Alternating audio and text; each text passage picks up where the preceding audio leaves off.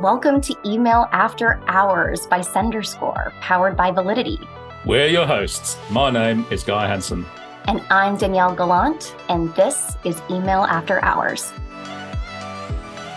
So, podcast listeners, where are you going on your next big vacation? Odds are you've clicked on a fair few marketing emails from travel companies searching for your next adventure, exploring all the fun you can have on a 2024 vacation. And of course, as an email marketer, you're also dissecting everything you see in these emails and identifying what they've made and how they're made. And if you know, you know. And we have a travel marketing expert with us for this episode of Email After Hours. Today, we're welcoming Jon Kirk, the CRM and Design Manager at Ice Travel Group, a holiday comparison and travel deals site comprised of icelolly.com and Travel Supermarket. Jon spent 7 years as Icelolly and then captained the ship as the two companies merged in 2021. And today, we're going to learn how he navigated this corporate merger from an email perspective and some of the challenges he faced along the way. And especially when you're marketing in a very, very saturated industry. So, Jon, welcome. It's a real pleasure to have you here on Email After Hours, myself and Danielle today. Thanks for having me on, Guy and Danielle. It's a pleasure to be here, and I know we've done some stuff in the past, so it's very nice to be back on again. And Jon, we always start off with an icebreaker, and this is one of our favorites because Guy and I love talking about an email oops. So what's one of your most memorable mistakes or stories from maybe early in your marketing career? Yeah, so that's a really interesting question. If I go back really far early on in my career, there was, there's always been a few little things that could have happened in the past, but there was one that does stand out in particular. And basically, we as a team collectively in the CRM team that was in a company that will remain unnamed in this instance, we basically sent out an email to like 250,000 customer base. And it had like dummy copy, lorem ipsum in the copy. And needless to say, we were all just like, oh my God, what have we done? But it was fine. We overcome that challenge. These things happen. It slipped through the net. We sent out an apology email, which ironically outperformed the thing that we had sent originally, which, that's always case in point with these kind of things. So that's one of our favorite topics here on Email After Hours. We love a good oops, don't we, Danielle? But more to the point to today's topic. So here at Validity, we work with brands across loads of different industries and many senders in the travel industry. And while we're familiar with some of the unique challenges that come with travel-related email marketing, we want to hear it from a true veteran and expert. So, Jon, let us tell us about some of the unique challenges that programs like yours face.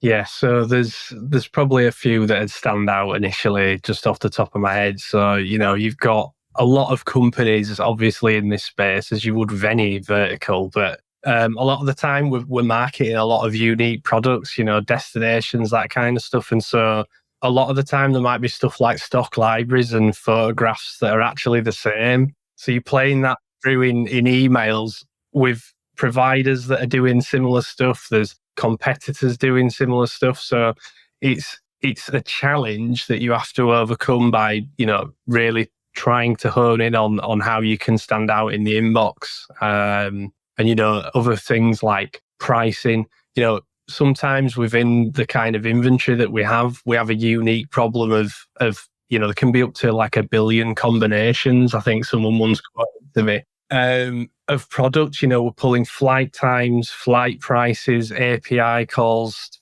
to actually package stuff together dynamically in real time. How do you tackle them? Like, what are your go-to tips to combat the challenges that you guys face?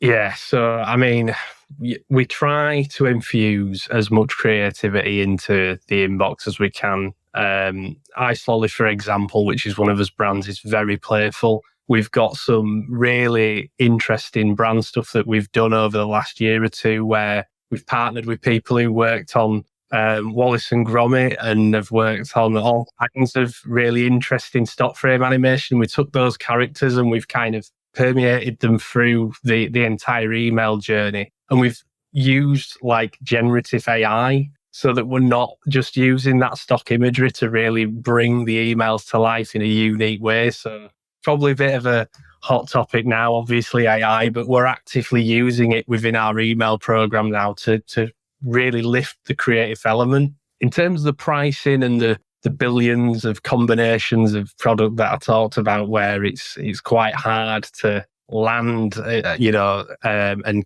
make sure that we're hitting the correct price at the right time. We're working with third-party providers in terms of, they provide dynamic email services that allow us to use APIs to inject that into the emails via live imagery, essentially. So we're fusing all different means of technology that we can leverage to try and enhance that experience for our customers. So it's interesting to me. It's fun. It's different, doing the AI stuff. It's definitely feels like cutting edge to a degree. So yeah, exciting stuff. That's really great, John. And for the benefit, I think, especially of our North American listeners, if you're not familiar with Wallace and Gromit, check out Curse of the Were-Rabbit, probably the finest pieces of claymation brought to film ever. But more to the point, thinking back a couple of years, I'm probably stating the absolutely obvious when we say that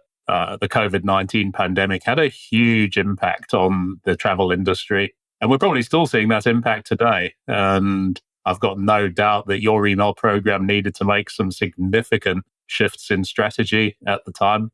Tell us a bit about that. Yeah, I mean, as a challenge, it was quite pervasive, not just in our vertical, but, hospitality and other areas where, we actively send people abroad and you can't do that when you're in a lockdown, right? So, we found that people were obviously not as engaging as much with that type of product. So we had to really shift strategy, think quite quickly on our feet around what we could do to really keep people engaged in this kind of period where it felt like we were in kind of suspended animation, right? So, we achieved this by working with some other partners within food and drink and that kind of thing. So we were looking at like means of leveraging products that was like very still in the wheelhouse of like destination. So we were partnering up with like kind of Spanish cuisine companies and things like that, where we would then trying to get them leads to really keep people interested in the destinations that they were working with. And so, yeah, there was a lot of longer form content. We were even doing stuff to like really try and engage with people on an activity level. People were stuck in the houses. So we were like, well, let's make like almost like an activity booklet for children. So this was like a really different and strange period to be in, because essentially the market was just kind of turned off. But we did, start to look at other ways and means to generate experiences that were relevant for us customers. So we started looking at UK market stuff as well, and sort of looking at the domestic holiday market and seeing if we could leverage stuff there. So that also was something that we moved towards in that period. Everybody is mostly listening to this instead of watching this record, but I wish everybody could have seen the way that John's face fell when Guy mentioned COVID. It was just, yeah, we're all with you there. And I personally spent way too much time building like future travel itineraries during COVID as a coping mechanism. So, John, I slowly joined with Travel Supermarket to form ICE Travel Group in 2021. And I think in the context of the last few minutes of conversation, what a time to try and combine two travel companies, by the way. In the midst of all that was going on in the world at that time, it must have been a real challenge to merge marketing teams from two different businesses. What was the process like? Yeah, I mean, similar to any merger, there's always going to be inevitable challenges. You've got two different teams with different ethoses and you need to bring those together, right? It's certainly stressful. Like corporate merger just itself sounds like a stressful thing. And we've joked, there's a list of the most stressful events in a person's life, like death of a loved one or divorce. And Guy and I talked about how the email marketer's version of that, or on that list, would be an ESP migration. And you had a double doozy, a corporate merger and an email migration. And part of that merger involved moving of Travel Supermarket's ESP over to .digital, where you and Ice Travel or Iceolly already were. So tell us about the unique challenges you faced and what strategies you employed to ensure a smooth transition there in terms of moving ESPs. Sure. Yeah. I mean, it's a big area, like you say, doing a migration, and it's something that can keep you up at night as an email marketer when you're thinking about trying to keep all those plates spinning and making sure that it goes well. I guess the main challenge for us is that we work with partners that also publish content through our channels, especially email. So we have commitments that we have to uphold and agreements that we need to fulfill with those partners. And what that meant was that essentially, we couldn't just sort of take hits on volume and, not do things a certain way. We had to basically have continuity all the way through that process. And the way that the two platforms worked, that we were, we'd moved from our legacy platform to .digital. There were two different frameworks, so we were having to essentially rebuild the content twice, manually check it all. There was some automation as well that we were trying to implement, but yeah, that was quite a task to overcome. And we were sending simultaneously across the two different platforms as well. So mop up of volumes on the legacy, and then starting off in baby steps and increments on .digital so that we don't over-exacerbate the IP. And, we got there. IP certification as well. I can't deny that was also a real help for us because it just meant that we were able to kind of unshackle the volumes a little bit and really move through that process a bit quicker. So we got the plan from .digital, and, we were looking at it, and then Validity were also like, I think you can go a bit faster on this, guys, to be honest. Like, you could probably hit bigger volumes earlier on. So, that gave us the confidence to move through that process quicker, basically. That's great to hear, John, and thanks for sharing some of that feedback. It's always great to hear. I think you guys have clearly thought this through, but, even the best laid plans are great. It's like that old Mike Tyson quote, everyone's got a plan until you get punched in the mouth.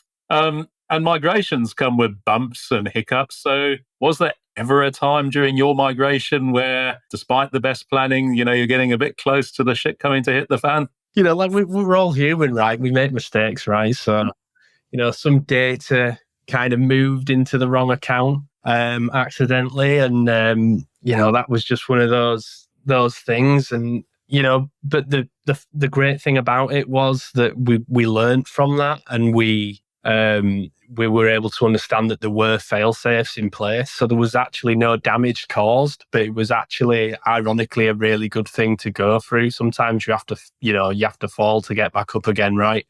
And we just then found out about fail-safes and things that were going to happen on the account that kind of, we were like, right, okay, it's not the end of the world. We can just reverse it and no damage done, but, slap on the wrist, what happened again? So it's, everything turned out fine. But yeah, one of those, like we said, the first question you said was on the icebreaker, right?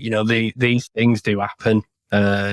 So yeah, that was something that did occur. I have yet to see an ESP migration that's like 100% smooth anyway. There is always a bump that's gonna happen, or a little hiccup. And really, even the ones you manage, Danielle? No, mine are perfect. Everyone, clients, mine are perfect.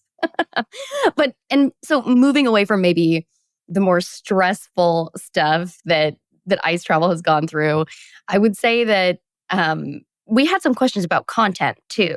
And we've already, said that both brands have a distinct and unique identity. But I guess I was wondering, were there or are there any plans to bring the brands closer together in terms of tone and content? Or did that question ever come up?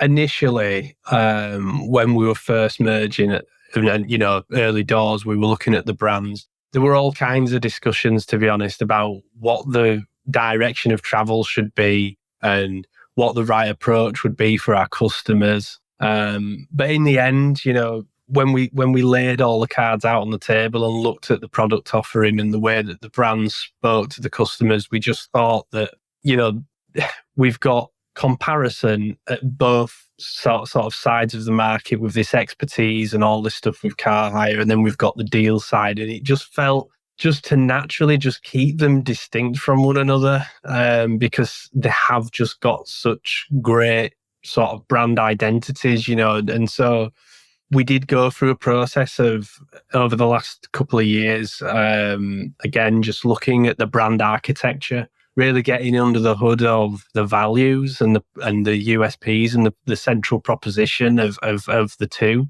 And then that's where we netted out that tone of voice, content should just remain separate, and we'll build out these two brands that have got a unique proposition. And that's where we got to with that. That's really interesting. And I'd actually like to build on that a little bit, perhaps going a little bit off-piste in terms of the conversation we prepared for today. But thinking that when you do a migration, one of the best practices is, it's a great opportunity to prune your email lists, get rid of all those old addresses, don't bring the dead wood with you onto the new platform.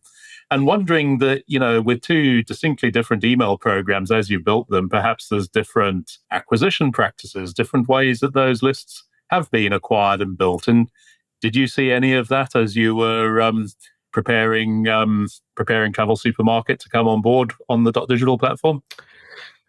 Yeah, I mean, there was a big piece of data cleansing that we had to do actually, as part of Travel Supermarket side, because there's a global suppression list built into .digital.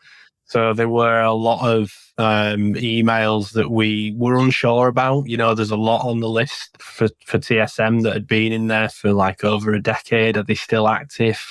Are we getting into the realms of pristine spam traps and all the rest, and how risky that was? So, again, just jumping on the validity thing there, we decided that we needed to get that list through the verification tool just to check and understand what the hygiene factors were on those contacts. And we had to make some decisions around whether these were the right sort of contacts to remove or not. What are the risks? And again, to bring Coralie into it, we had discussions with Coralie. I was like, can you just advise me around whether these are safe to do or not? And we were testing a lot of things. So yeah, it was a whole plethora of things around the way that the contacts had been captured. We with TSM, again, because there's different products, we're getting different kinds of data from different areas within TSM. It's not just around the holidays. You can book car hire, but you can get car hire excess insurance, and then we get booking information through there.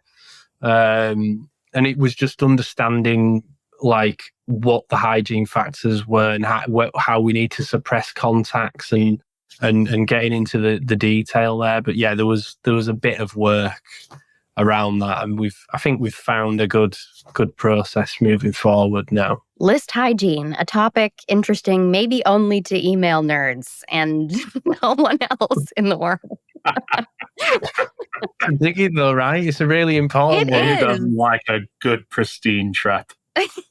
And okay, well, I guess it's a perfect segue. Obviously, we're hyper focused on email, but for you bringing two brands together, there's a bigger story there, right? So on the other side of the merger, how did you use email to solidify your brand alongside other mediums that you might be leveraging as well?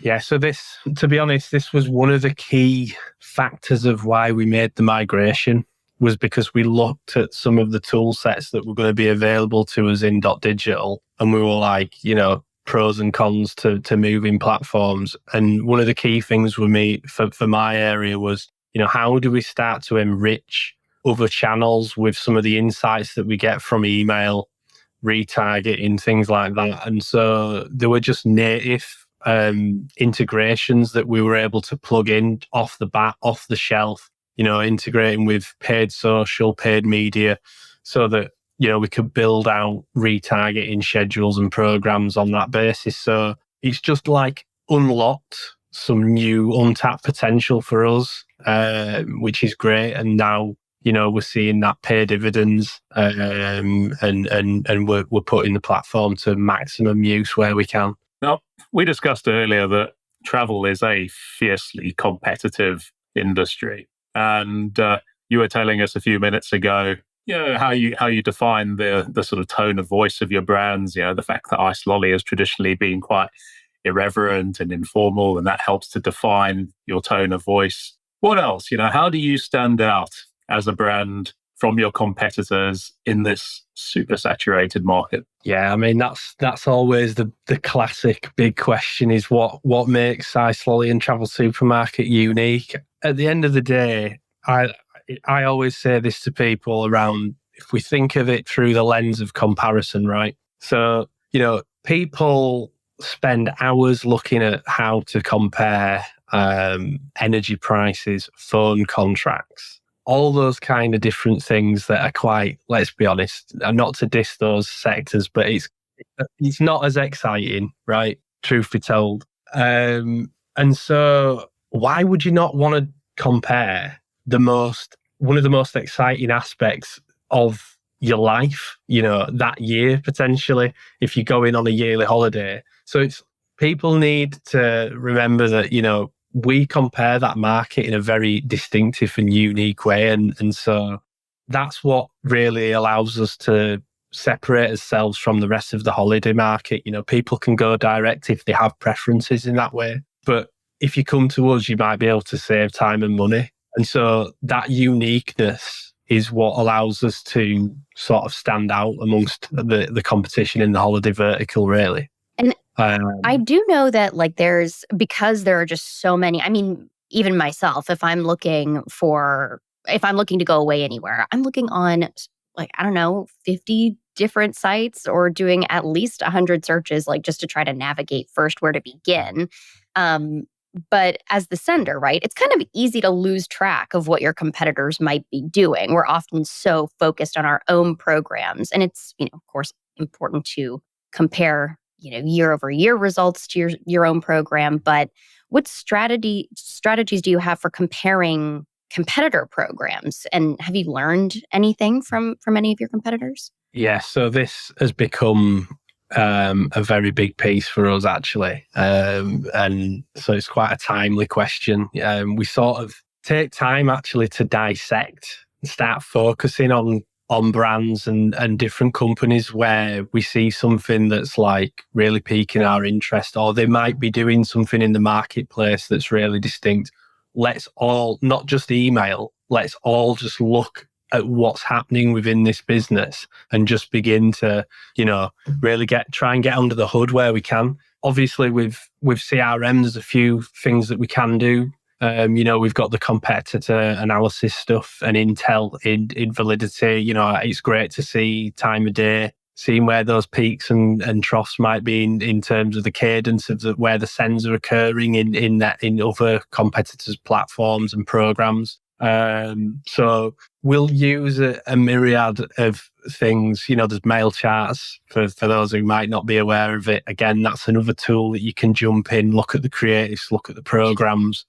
So it is worth delving in as much detail as you can, or taking that time. I know that a lot of people get stuck in that BAU loop where they're just sending, they're looking at their own stuff, they're not looking anywhere else. But it is worth taking time to just look above the trenches, as it were, and just see what's going on in the marketplace, so that you can stay on trend and you can go, actually, that's really great. How can we put a unique spin on that? Yeah, we're big fans of mail charts, so really glad to hear you like it too and get value out of it.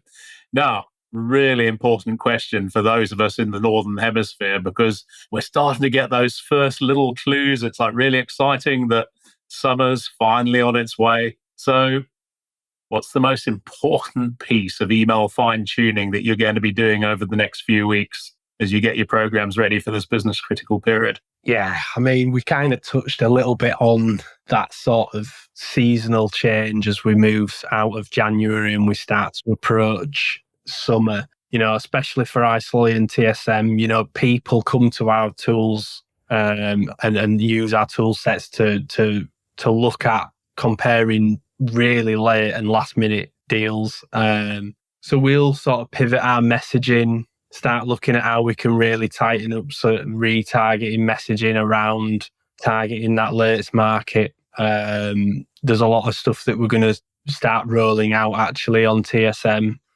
Sorry, that's the abbreviation for travel supermarket. And we're going to be launching some different alerts and things moving forward. So, and that's all based on some behavioural stuff that we've now released. So yeah, there's going to be some strategic changes. We're also leveraging how we pull some of the product back into our emails, which is really working for us quite well at the moment. So we just keep doing what's working well. Stop doing the stuff that doesn't work well, right? Well, I for one am going to have a struggle after this recording finishes to focus on work and not go to ISOLI travel supermarket and just start browsing. But we are coming to the end of this, another wonderful conversation.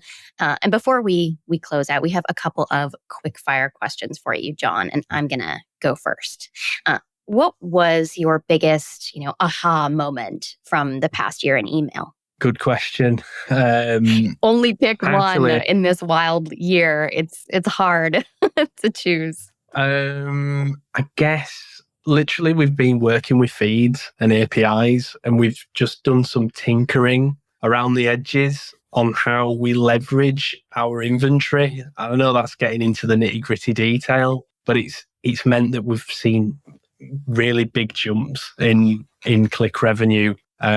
Because we're starting to really use kind of crowd and sort of, what are the popular elements and destinations and hotels and properties, and kind of leveraging all that back through our own technology, which is like, the comparison stuff that we've built over the years. And yeah, that's been that aha moment, because we're like, okay, we can really turbocharge this within email now. So yeah, really positive. And it's been a team effort as well. The commercial team, our product team have all come together to be like, how do we get this into our marketing channels and really push the envelope on what we're already doing? So a good team effort. Nice. And from my side, Danielle and I often joke on this show that we just seem to swim in this sea of acronyms and industry jargon.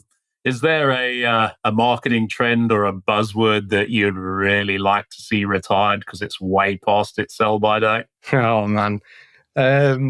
I, for one, would say when I do hear the term, and I apologise to anyone out there who might be seeing this, who's like, I just used that term today in an email or a conversation. Whenever I see the word e-shop, it just feels like something from like 1996, and it kind of like makes me cringe a little bit. I worked in a company when I first started doing email marketing that was called eShop Media. Props to those guys. They're not called that anymore, funnily enough. But yeah, I'd like to maybe see that retired. I find myself thinking it's like a scene out of Star Wars, and sort of Han Solo's in Moss Cantina, and he goes up to the bar, and it's like, bartender, give me a couple of e-shots. Excellent. What do you say, Danielle? Are we done for today? I think we're good for today. Obviously, we love talking we just get to speak to such a variety of industries and program types. And I have to say, travel is my personal favorite. So this was awesome. How about you? You close us out for today, Guy. Absolutely. I love travel too. Jon Kirk, it's been such a pleasure having you here on Email After Hours with myself and Danielle. To our listeners, Danielle's heading off to Palm Springs soon, which is great. I'm going to be finishing up the rest of the British winter, which is less great. But we'll be back in 2 weeks' time with more Email After Hours, so join us then. We'll have another great episode. Be sure to tune in next time and hit subscribe so you don't miss any future episodes. And don't forget to visit senderscore.com for loads more great resources to help you become a stronger sender. To all you sleepless senders out there, thank you for joining us after hours, and see you next time.